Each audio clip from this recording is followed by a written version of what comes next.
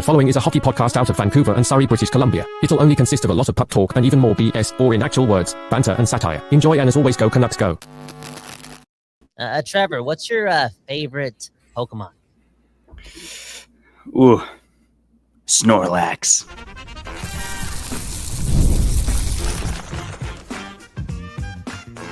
You're Locked On Canucks, your daily podcast on the Vancouver Canucks, part of the Locked On Podcast Network, your team every day. Hey, welcome to another episode of Locked On Canucks. My name is Trevor Beggs, co-host of Locked On Canucks and also a Canucks writer with the Daily Hive, Vancouver. Before we dive into the show, we got to thank you for tuning into Locked On Canucks because it is your Canucks every damn day. And man, oh man, Kyle, it's been a while since I've been recording with you back in Van City. My God, maybe we'll do it more in person. More on that later this week. Yeah, me and Trevor are moving in together. It's official. Well, sorry. Okay, you know what? I shouldn't have broken the news. Continue. Just say less. Let's not get in trouble here. Yeah, everyone's moving into to Kyle's basement, man. Let's go. All right, before we get into the show, I gotta let you know today's episode is brought to you by Gametime. Go download the Gametime app, create an account, and use code LOCKEDONNHL for $20 off your first purchase. Kyle, man, these are some of my favorite episodes because I'm not sure where the hell it's gonna go. We got some really big news to touch on here regarding Elias Pettersson, Jake DeBrusk, Pokémon, and some other news and notes as well. Before we get into all that, aside from you busting the news early, busting early, man, that's a story of your life, right? Aside from you busting the news early, I just want to ask you, bro, how you doing? I'm doing pretty good. I'm doing what I can, Summer's coming to an end, and I don't know why I feel as if I'm a kid again. Like I'm regretting summer ending. Like the last week of summer vacation before you have to go back to school and how slow you want it to go. That's exactly where I am right now. Like, please slow down. Not just my life, whatever. Time is going to pass, but this summer specifically, I want more of it. And because of that, I'm going to eat some vegetables this Saturday. Trevor, you can come too if you want. Anyways, nothing's going on in the Canuck world, Trevor. That being said, Elias Pettersson did become a king. Okay. And I just want to say this. I don't want to talk about this for a long time. Okay. I don't want Pettersson to high stick me in the face 5 minutes for talking about his personal life. Okay. But you know the deal. We keep saying it. Happy wife, happy life. This guy's a husband now, aka a king. Love sets you free. Love makes you more instinctual. Okay, seriously, you're not as instinctual as a human being up until that point when you fall in love and you fulfill the destiny. You get married. Hey, I saw it firsthand with Trevor too, on top of a mountain helicopter. Trevor Beggs, man, you a rock star, dude. Hold up, I'm so glad my girl didn't see that wedding, Trevor. Thank you. I'm not gonna let her. I forgot. I haven't even told her that part of your life yet. Anyways, Pettersson's married. Trevor Beggs, how does this affect his play on the ice, Trevor? Well, dude, I gotta say, man, it's I thought about when Bo Horvat got married, and I think there's two different levels, right? There's getting married and then there's having kids, right? The new dad energy we always talk about. And I remember after Bo Horvat got married, man, like his game went to the next level with the Vancouver Canucks as well. And then I still remember more on the kid side, but I think what was his first kid? I think it was Gunnar. Gunnar Horvat was born in June of 2020, and the bubble playoffs hit, and this guy scored like 10 goals in those bubble playoffs. So, I think again, man, just having someone you love by your side every day, it's a beautiful thing, man. And who knows how long Pettersson's been with Caitlin Bird, if I got her name correct. Obviously, she was there at the Four Nations, which wasn't going so well for him. But I think this is a new and improved, motivated Elias Pettersson. At least that's what we're led to believe. But I've said it time and time again, man. Like, I refuse to believe this guy's just a 45-point player moving forward. There's way too much skill there for him to be, just the player he was last year. So I think he's going to be motivated, man. And look, I got to ask you this, man. Thank you for saying that. Sorry, you just lagged a bit for me, and I cut you off. My bad. But if Pettersson picks up 120 points this year and wins the Stanley Cup in Vancouver, mark my words, the marriage rates will go up here in Vancouver. Because right now, less and less people are getting married, right? Less and less people are, So let's just say that, man. Pettersson can not only win the Stanley Cup for Vancouver, but he can save mankind. So, yeah, ironically, he's an alien, and I'm with you, Trevor. This guy is more than what we saw over the last 20 months, and Dude, now he's got forever love, man. And look at me, man. Look at me and you, Trevor. We found forever love. And look at our smiles. Right? Come on, man. That's true. That's why we made it here for 2 years and change on Locked On Canucks. And I'm stoked for the year ahead. And again, we'll get more into this week. We do have an exciting announcement to make, potentially. At least I'm excited about it. Look, Kyle, I did want to mention quickly, I was reading the Hockey News has some point prediction totals out. There's a pretty shocking one that maybe we'll get to later this show, but they have Elias Pettersson at 81 points. What the? 81 only? Only 81. That's almost double what he did last year. Okay. You know what? Again, let me take that back. You know, if he picks up 81 points, but he's Barkov like defensively, like if they're yelling Selke from the bench every single game, then okay, cool. Like if he's Datsuk, like, right? And there's a lot of chatter about Sergei Fedorov in the hockey world over the month of August because he's getting his number retired and whatnot. And there's not a lot to talk about in the summer when it comes to your hockey consumption. And I'm still addicted to the game because Trevor Beggs is a evil man and he got me hooked again. All in all, though, a lot of chatter about Sergei Fedorov, and they talked about how important of a player obviously he was for the Red Wings, but how good defensively he was. Like he was dynamic, he was fast, he was quick, but he was just an elite defensive forward. And Pettersson's not as fast as Sergei Fedorov, but Pettersson with 2 healthy knees, bro. Look at the highlights, look at the clips. Like he can be electric, right? So if he's 80 points, but he's electric, shift in and shift out, and again just a dynamo on defense, I'll take that. But if he's not a Selke guy anymore, this team needs way more offense from Elias Pettersson. That's not an incorrect statement. No, for real. Yeah, 100%. And I read 81, and I think my first thought was, that's relatively fair. I think, of course, when you see a guy like Pettersson at the age of, how old would he have been? 24 years old, get to 102 points, you're going to expect more, right? It goes from 102 points to 45 points. Like, of course, you're going to expect more. But I thought 81 was relatively fair. But that being said, like, this team is going to rely really heavily on Elias Pettersson as long as he proves that he can do the job. Like if he's looking at all like last season, they're going to start feeding Filipino more minutes, right? Or I'm not going to get married. I'm not getting married then. If he looks like he did last, what? Okay, you know what? Yeah, okay, okay. You're about to get in trouble here, man. We really are going to be moving in together at some point here, man. But I've said this story many times. Like I'm not getting married until the Canucks win the Stanley Cup. Trust me. Like come on. Like one of us needs to be alone at home when that happens, so they don't gotta be somewhere 7 days a week for that parade. So yeah, I'm not winning a marriage, winning a wedding until the Canucks win a Stanley Cup.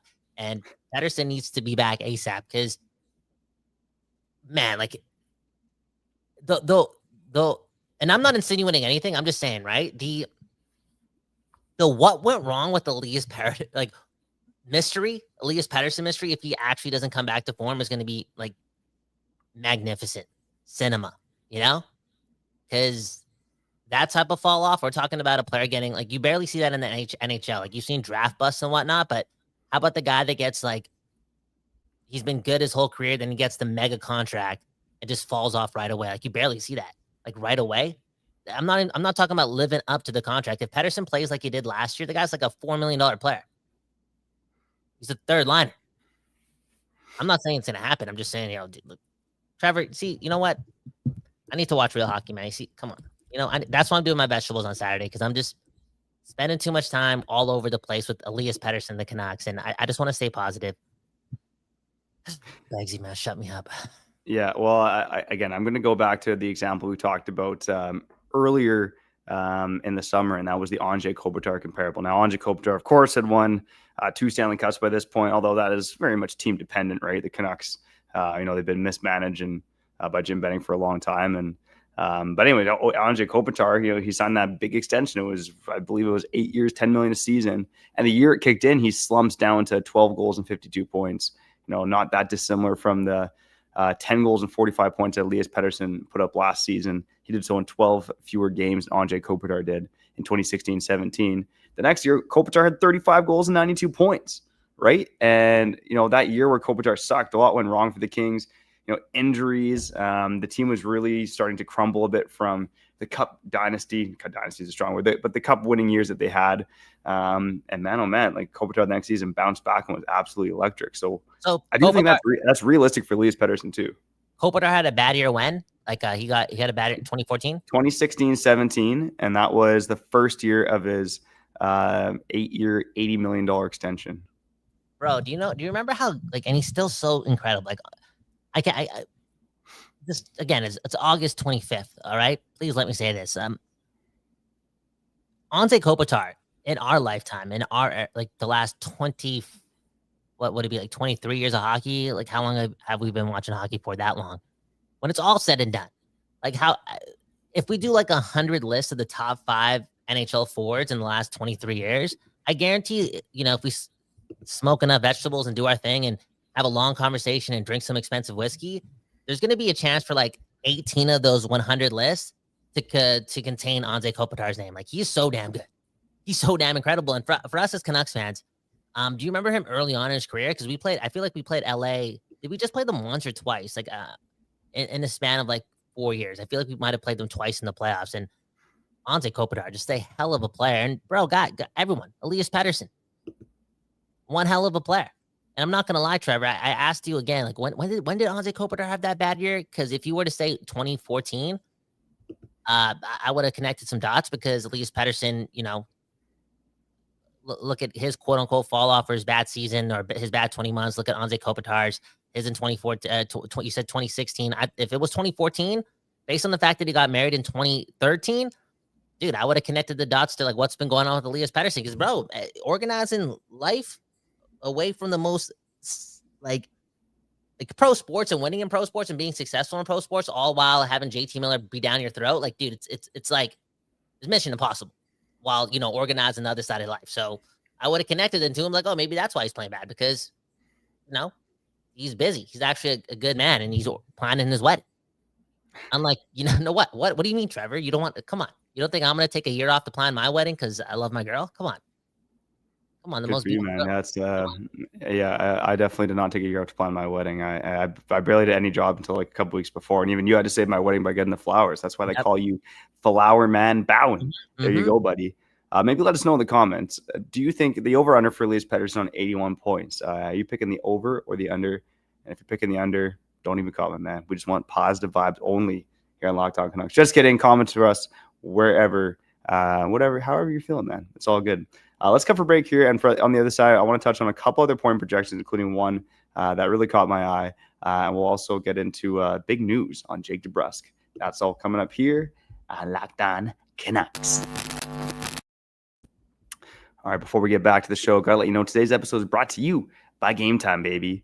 And man, oh man, NFL is coming back in swing. So is college football. And remember, if you're looking for tickets, the best place to find tickets is on Gametime, okay? And Kyle, I really wish, I know Seahawks and the Packers just played a preseason game, but I would love to see the Packers and the Seahawks in a regular season game with you.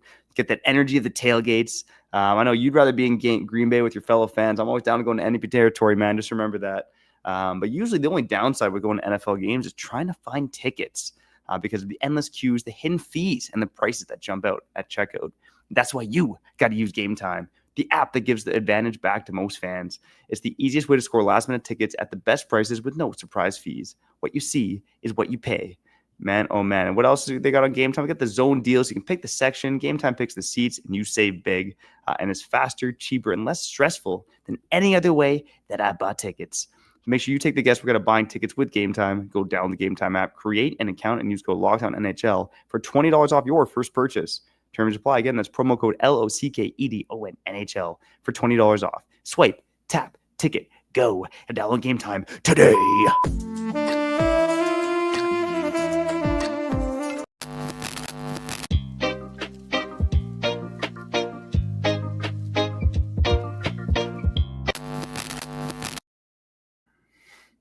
People, we back doing this, and that's talking about your Vancouver Canucks. My name's Kyle Bowen. That guy right there is Trevor Beggs, the second best dad in the world. Quite an honor, not gonna lie. And Flower Man Bowen. Okay, I wasn't the best man at Trevor Beggs' wedding. You guys can ask questions. I don't ask them. Y'all can. I'm not allowed. But I was the flower man. I did save the day with a bunch of flowers. And thanks for bringing that up. Yo, love is in the air. And Trevor, before we talk about Pokemon cards, I still want to continue this serious conversation. I do got to say, you taught me how to make love. No. You, no. You taught,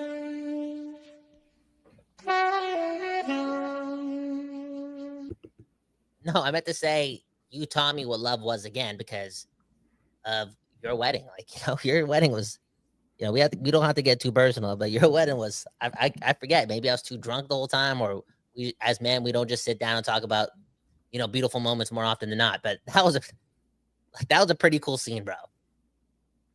That was cool. I appreciate you saying that, man. I think, always the goal is for the wedding to be one of the best days of your lives or of your life. And, to me, it was just the wedding. It was like the 2-week party in and around the wedding. Like, we had some sick times, man. I definitely aged a year based on all the drinking I did in those 2 weeks, but it was a hell of a time, man. That is for sure.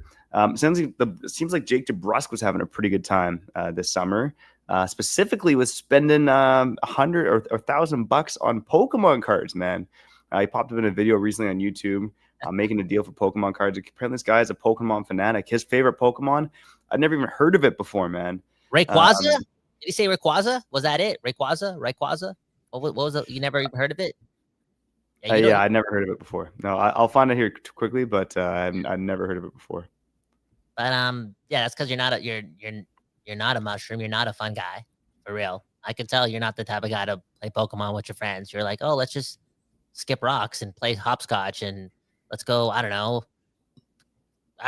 What did you do as a kid growing up other than playing Pokemon? All in all, though, Jake DeBrusk, man, how do you feel as a financial advisor seeing guys spend thousands and thousands of dollars on Pokemon cards? It's honestly speaking, Trevor.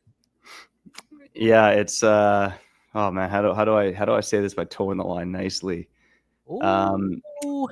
If you're making a lot of money, it's all good, man. Maybe it fits in the budget, like maybe this guy, we read the reports, right? Guys nowadays not necessarily going out and spending money on the rippers and the drinks like they used to. Now they're all just like doing edibles and playing video games, or playing Pokemon Go, right? So maybe even though you're spending a good amount of money on Pokemon cards, if anyone can afford it, Jake DeBrusk can do it. Like these hockey players in the top 1%, if they're guys like of Jake DeBrusk caliber. So I got nothing against it, man. But can you tell me that you've heard of this Pokemon card? Maybe I could share my screen here. Hopefully I have nothing naughty up there. But man, oh man, I'd never heard of this Pokemon. Kyogre. Yeah, you've heard of this Pokemon before? Yeah, dude, I have, man. Pokemon. I think that's like okay. I'm not trying to sound cool by knowing this or like taking a bad guess, but I feel like that's like Pokemon Sapphire. No, is that Sapphire? Like Nintendo? That's still like Nintendo DS days, right? No, I feel like it might be. And I don't know if that is a orca or something. I don't know what type of whale that is, but that's kind of cool. I'll take that. Yeah. I used to play so much Pokemon back in the day. Like I was so addicted, hours and hours and hours. And I'll go to the grave saying, one of the greatest video games that we don't talk about enough that was ever made based on the experience it gave you. This is way before virtual reality. It was Pokemon Stadium. That game was incredible. Yes. It brought you. Yeah. It brought you to the battleground with your team, with your boys. Okay, so your boys and girls, Pokemon, all genders. Okay, so I understand the appreciation of the fandom, especially when you have that connectivity with it. That being said, I'm not with it anymore. I'm not that guy anymore. I'd rather just watch, like, I don't know, fantasy football analysis than Pokemon, and I think I'm living a depressing life because.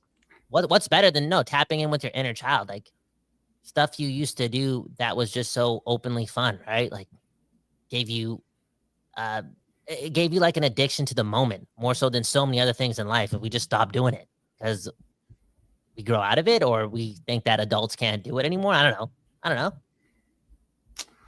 Yeah, that's a great question, man. I mean, look, I'm even just like scrolling through right now, and it's like I remember some of Gen 2, but it's like Gen 1 and some of Gen 2 is kind of my time for being into Pokemon, man. I mean, it was a great thing, but I'll tell you what, man. I remember my parents found some files at the house of like when I was like 8 years old, And it was like some questionnaire you filled in grade 3, I guess maybe like an intro when you start the school year. And literally when they asked what my favorite show was, I said Hockey Night in Canada. I think we asked what your favorite channel was, and I said Sportsnet. Like, this is me like 8 years old, man. So I've always been a sports nerd above everything else. Why are you trying to brag to the people right now? You know, like I'm just saying, man. I'm not as well versed in like TV shows and stuff like this. Like, I definitely, I like Pokémon. I have my stage there. I love Harry Potter, Lord of the Rings, all that stuff. But I've always been so addicted to the game of hockey in the NHL, man.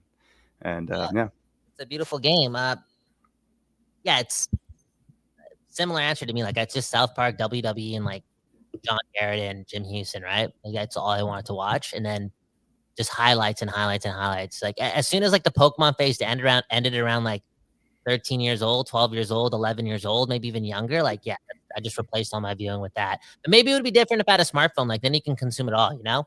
All in all, though, I don't know if you want to keep having this Pokemon conversation or if you want to make a point projection for Jake DeBrusk. But there's one more question on the whole sentimental thing. Like, you have children now. So like what do they do that reminds you of your childhood that you wish you could do a lot more? Wow, that's a great question, man. Yeah, I feel like my kids are probably less structured than I was as a kid, like just making bigger messes. Like even yesterday, like, my 2-year-old son wants to paint and he wants to paint his monster truck. My parents would have said, no way. My wife just sets it up and here he is just like painting goop all over his monster trucks, man. Like, I don't know. It's just, I do like to see my kids all creative and artsy. And now my daughter, she's 4. My neighbor's building this little like playhouse. She's out there like helping her paint it. So yeah, my kids, I don't know, man. That's what I thought of first and foremost, man. That's a great answer, man. Trevor Beck, second best dad in the world. And if my father's listening, I'd step it up, man. No joking. I'm going home right now. You're going home right now. I'm coming with you because I live with you now. We're gonna go home and we'll paint with your old man. There we go. Eat some vegetables and go painting. Yeah, there you go. Go Canucks. Jake DeBrusk, Trevor, just to connect it back to the Canucks before we go to the third segment, like I talked a lot about Filipino like over the weekend because we didn't get Marco Rossi, and I want to ask you this: like, is there any because it didn't work with Pettersson, not at all, and I don't even want to see it again. Is there any chance DeBrusk and Hedl have a 1-2 punch that looks good? Yeah, I think they actually might work better than Pettersson and DeBrusk did. Because I don't think Pettersson and DeBrusk, like I've said it before, I'll say it again, I don't think they had great chemistry last season. It worked when Garland was on the line because Garland was driving play. If Pettersson gets back to driving play, I think it absolutely can work. But Hedl looked like more of that guy last year. At least showed more willingness to skate fast, right? Like we saw the NHL edge stats. Like Hedl looked fast out there. Pettersson did not. If Pettersson can pick up his speed, I think him and DeBrusk can work. But we've seen out there, and unless something's going to drastically change it to DeBrusk, like he's a guy who kind of picks up the garbage goals, and he's not really in hard on the forecheck. Like he will get to the net and kind of clean up rebounds and make the most of his opportunities, but he's not a guy driving play. Like he needs someone on that line to be the motor and drive play. And if Pettersson can be that guy, it can absolutely work. But in terms of recency bias, we certainly saw that more to Filipino. So I do think it can work between DeBrusk and Hedl for sure. I don't think so, though, man. Come on. We just heard Hedl talk about how much he wants to shoot the puck and he's addicted to shooting pucks and boom, bam. I'm paraphrasing a bit, but I want to destroy Ovechkin's record. Like I want to score that many goals. And that makes me believe that. And we saw this with he even mentioned like he likes going because one of his favorite things to do is going one-on-one against the player, right? It doesn't strike me as a playmaker. Now, I don't know if like that makes it impossible for him to play with DeBrusk because there was even moments where like Miller and Besser had like a good base level of chemistry where they didn't have to like make spectacular plays, but their positioning was really good. And, just both of them good passers. Like they made it work at one point. Like maybe there's an ability for two smart hockey players to do the same with the Hedl and DeBrusk now being talked about. But maybe if they have Garland next to them, like an elite playmaker, like maybe that works out. Or maybe if the Canucks get like that's a strong word, Garland, elite playmaker. But you know what I'm saying? Like he likes to, yeah, he's a good play driver. He's a good play driver for sure. He's a good play driver. And he has his head up all the time. And he makes passes, does his thing. But if the Canucks do get again another second line center down the road, and they want to experiment putting Hedl on the wing, like Hedl, Pettersson, and DeBrusk would be a lot of fun too. I would like to see that. Yeah. Okay. Yeah, I know you've been on the get Hedl on the wing for a bit, but that would be a tough thing based on how the Canucks are currently constructed. Okay, let's get to break here. Got we'll get some comments as we wrap up. I do want to get to one other jarring point projection, and we'll see what other banter and nonsense come up here on Locked On Canucks. Okay. We're No, back. Let's go. Oh, okay. We're well, actually, let me just press this. Okay, we'll just get into it and make the edit a little easier. One love to YouTube.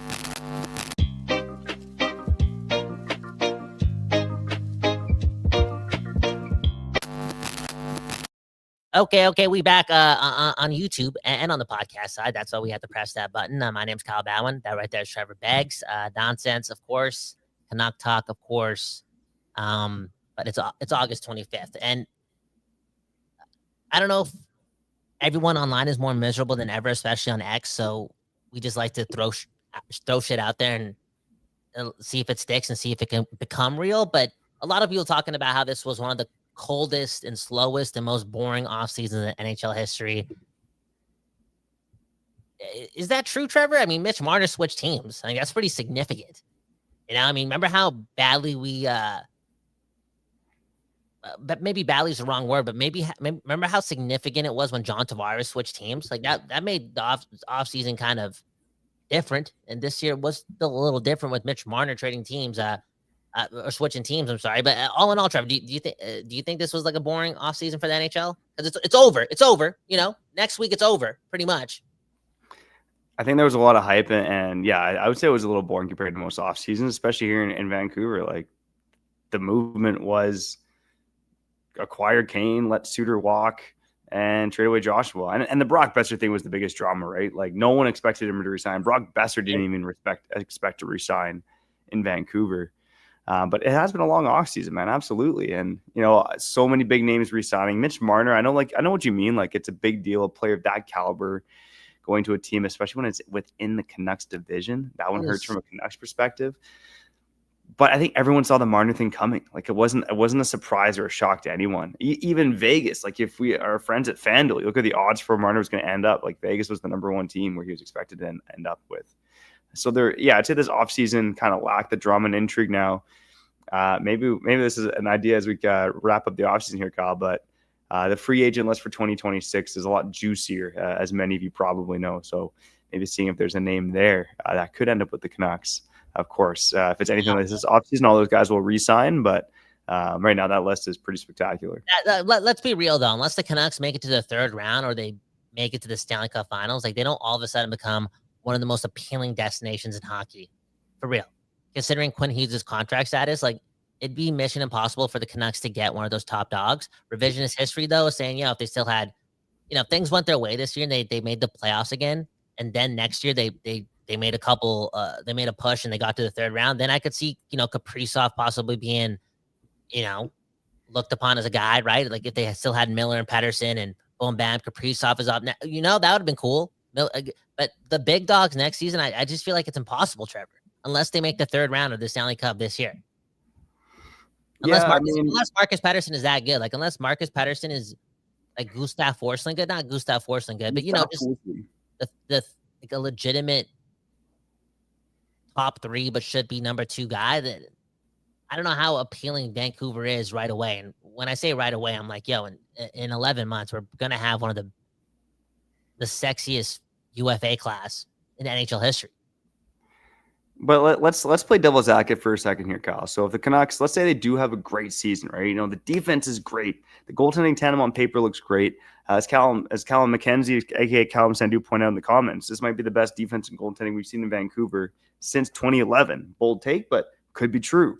If the Canucks have a good season, they don't really have a lot of UFAs or big contract situations coming up. Right now, they're projected to have $83.1 million of cap allocated for next year between forwards, defense, and goaltending. Again, without a lot of re-signings to make, except for some small potato stuff. Evander Kane, Eddie Blueger, Kiefer Sherwood would be the biggest UFAs. The cap is projected to be $104 million. So you're talking about a team with $20 million in cap space. Like, if they have a good season, this team is going to have the cap available to bring some other players in. And I know this applies to a lot of teams around the NHL, but some other players on teams where they have more cap space might have bigger re-signings or RFAs that they got to sign to UFAs. The Canucks don't really have that. So they will have cap space to make some big moves if they have a good season this year. If they will, of course. If they make the second round only, which is something the Canucks have done, like maybe 9 or 10 times in their whole history, 8 times. So it'd be pretty significant, oh, wow, the Canucks next year is going to be great. Like that if that energy starts building and Pettersson's back and Demko's healthy and Quinn Hughes even played better than he did last year and wins another Norris. But again, we only made the second round. Then I could see the Canucks, like so many other teams, use this cap space and actually attract like a top dog. Because isn't it like Kaprizov, Eichel, McDavid, Kyle Connor? Like there's just like big fish. Like I'm talking about one of those guys. Ultimately, like I don't know. I was gonna say something, but people are gonna tell me to get over it. The whole Miller thing, but ultimately to replace like potential superstardom in your lineup. So you talked about the top four here. I'll rip through the list of UFAs. So you mentioned McDavid, Kaprizov, Eichel, Connor. You also got Artemi Panarin, Adrian Kempe, Anze Kopitar, Alex Tuck, Martin Necas, Mike Matheson, Nick Schmaltz. I have Kenny Malkin. So there's some big names for sure. And then on the restricted free agent front, I mean, this is a bit of a different conversation because these guys are under control, but guys like Connor Bedard, Jason Robinson, Logan Cooley, Fantilli. I mean, different situations with those guys, but even still, you got a lot of big names there on the RFA front as well. August 25th, 2025. That was another episode of Locked On Canucks. Okay, slow your roll there, Trevor. Slow your roll there, man. Unreal. That was something else, man. This ain't a job, and most of the time it never ever will ever feel like a job. But yeah, August 25th, talking about the Vancouver Canucks. I'm surprised we didn't run another 47-minute episode on Aatu Räty and his ability to, I don't know, win faceoffs with 3 different hands or whatever. Like, and if he can do that again, because that's what he did last year. I don't know. Just sign us out, Trevor. Hey, man. Well, it's a blessing to be doing with this with you, bro. Wow. See, it's obviously time to get out of here, man. I'll your best man, but bro, I'll take it though. Don't worry, it's all good. You should have been my best man, but we'll save that story for another pod. That was another episode of Locked On Canucks. If you like what we're doing, go like this video on YouTube, go subscribe, go share it with a friend on the podcast. Go follow us, leave a 5-star review. If you're looking for other Canucks content to fill your time, I mean, the one episode I really worked hard on, guys, was the power ranking all 59 Canucks. So if you want to go check that out on YouTube, you can see my mustache that is no longer with us. Was it 59 or 53? Because I might have titled it wrong. It was 59. You titled it wrong? Switch that title right now, buddy. You titled it wrong? What's going on, man? Come on.